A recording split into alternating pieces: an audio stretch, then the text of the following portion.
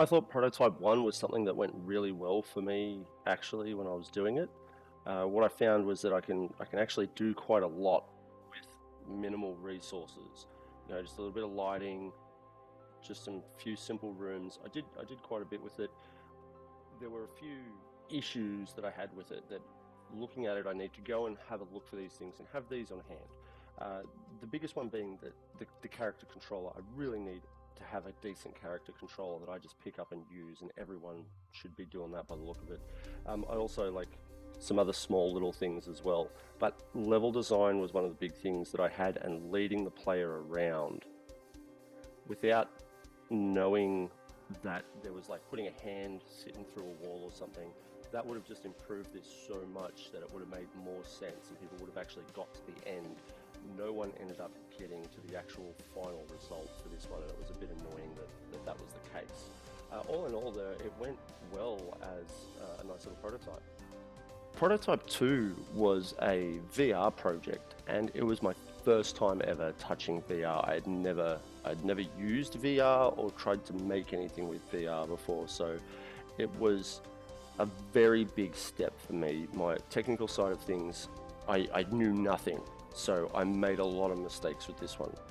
One of the first ones was understanding the relative size of things. Using the character as I have, I did actually get a good feel and have the trees feel the right size, the rocks feel the right size, but some things felt so far away while other things felt close.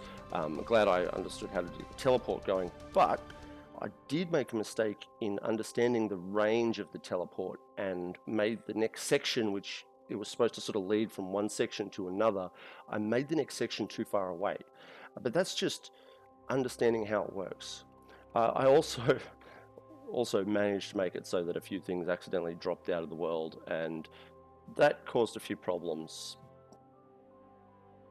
The Sokoban one was actually a really good one for me. I really enjoyed making my own assets for this one. I made my own 2D objects for it all based within the theme that we had, and I definitely realized I do so much more enjoy making 2D assets than I do making 3D assets. I had fun with this. It was good sort of looking at some pictures and building some things. One big thing I got out of doing this project itself was using just like a test zone and just trying to write my code and making things work without trying to make it work as a level. So trying to make each thing work by itself. Make it so I could go and push the block, make it so that the block shrunk when they got in there, make it so this happened, make it so that happened, couldn't go through a wall, and then from that, building each of the levels. But building each of the levels was a bit stressful because making puzzles is hard. I'm glad that I used some inspiration from existing puzzles to make these ones. I put a lot of work into the Crow's Quest one. I really did enjoy putting this together. I like sort of fantasy adventure stuff too, so this sort of spoke to me well. I did a lot more research, and one thing that did come about it was finding some bugs, well, what people took as bugs, but making them features and making them part of the game, such as being able to push that wagon.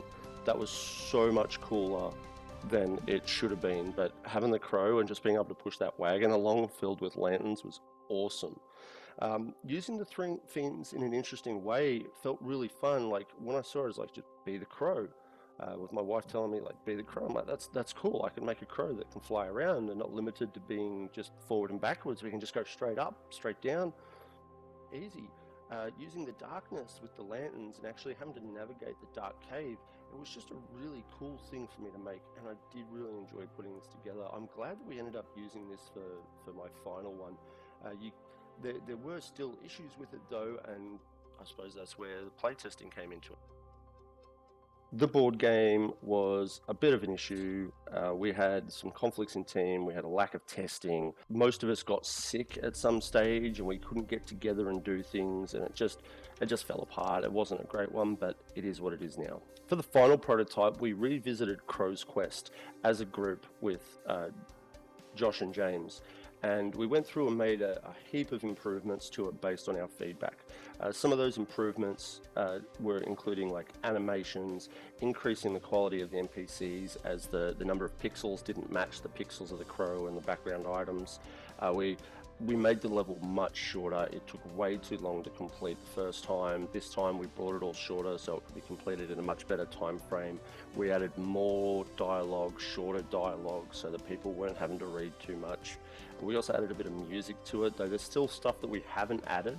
And based on my own technical limitations and sort of the time frame we had, there were things that didn't end up happening. But that's understandable. We focused on what was important to get completed, what was brought up as an issue in our feedback, and that's what we fixed. And it felt so much better playing it after we've made the changes. I'm really happy with how it turned out as final product. The VR project was our big project for most of the trimester. I mainly dealt with using the Git to make sure everyone sort of did the right thing and making the origin point the hands and the teleport. I added some touch sensors to the end of the fingers and I made that work for my keypad, and then I used it with others to show them how to implement it in their levels as well, so that they could go up and touch the vending machine and a can would pop out, or touch our things to head back to the main level. Personally, I worked on the server room with Dan and Josh. We also had items from other people, but even starting from the grey box, we had to play in with the size a bit. We didn't want people to have to move around too much. We wanted it small, and you can see such a big difference when going from the grey box, getting the keyboard working, to what the final product looked like. The atmosphere in the room feels so good when we got the final thing going. I didn't work on implementing a lot of the final products. We did such a great job with that. I did make sure that the keypad worked right. The posters are actually randomized so that there is a different poster, generally a different poster every time you play the game, so the number's not always the same. There were we played on also trying to have guidance, because we were such limited in the time frame that we could use on it, so we wanted to make sure that people knew where to go and do things. I just don't think VR is something I'm going to go and look at again until I'm in a place where I can use VR on a daily basis. It's hard to use it, it's hard to build for it when you can't personally test it. For the showcase, I realized I'm not great with designing things, but if someone else puts the design together, I can build from it. And I took what the guys had designed for the poster and I turned it into a thing that sort of felt good with what we were doing for the game. The trailer itself, though, I really enjoyed dealing with the trailer. I went through a couple of iterations with this. It's still not perfect. The best thing I got, though, was from watching some videos and then taking it in and talking to the guys.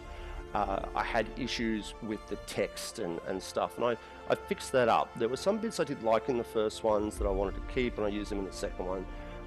But when it came down to it, there are still issues with it, and it's not perfect, but it is much better. The third one that we did was so much better than the first one I did. There were so many little bits and pieces that just worked better. The biggest feedback I got on the third one in regards to trying to make it just that little bit step up was actually in the second half of it. When I'm going through the level, I don't always have the crow facing the same way when it transitions from one picture to another. It goes from the crow facing right to the crow facing left without the crow having moved in that direction. It just happens, which isn't the best way to deal with it. But I know for next time. For the showcase, I dealt with getting the early setup done. I made sure with our tech team that we had a working VR equipment in there, a working PC. We went through a laptop that didn't work great. We went through a PC that worked fine, but then we had to use that for something else. And we finally got to a PC that worked, and we set that up, and it was like, I spent ages with the tech team making sure that we got everything working. And it was annoying because for most of the trimester, we didn't have a properly working piece of equipment we could use to test out our game. So playtesting came down to just the end results. It caused issues through the whole trimester, and is another reason I don't want to use VR for a while again. Overall, this trimester, I did learn a lot, and I did improve my skills a bit, especially with the VR origin points